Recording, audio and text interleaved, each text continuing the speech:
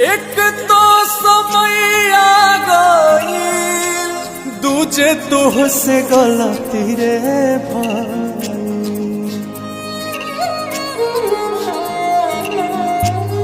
एक तो समय आ गई, दूजे तोह से गलती रे भाई। अरे सजनी रे तीसरे चुनरिया तोहर माइल रे। अरे सजनी रे तीसरे चुनरिया तोहर माइल रे।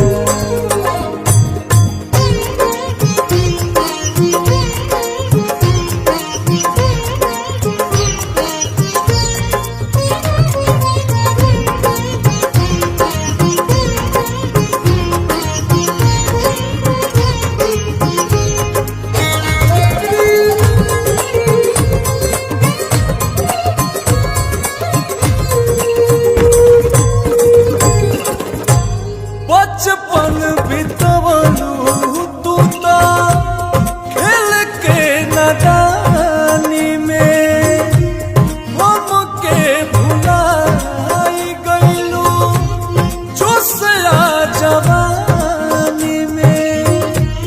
मेरे सैया शरण तेरी सुनो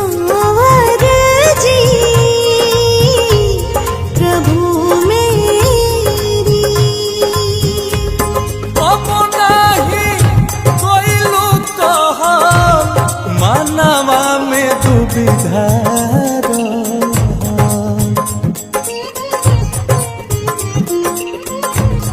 कब नाही कोई कह मानवा में दुविधार।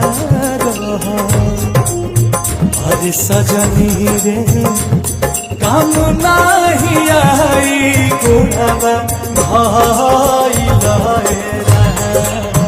अरे सजनी रे तीसरे चुनरिया तोहर माइल।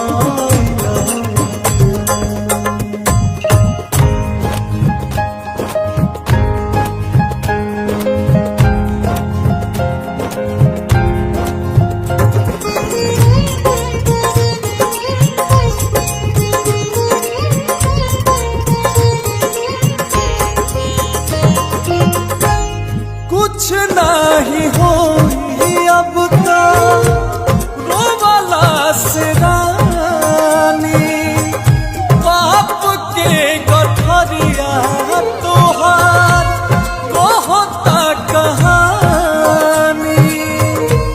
मेरे राजा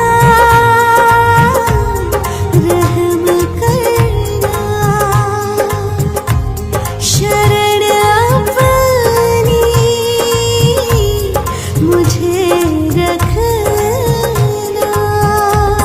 लाख 84 योनि तब फेर जाना महानी। लाख 84 योनि तब फेर जाना महानी। अरे सजनी रे चली ना बहाना कमनो कइल तेरा। अरे सजनी रे तीसरे चुनरिया तोहर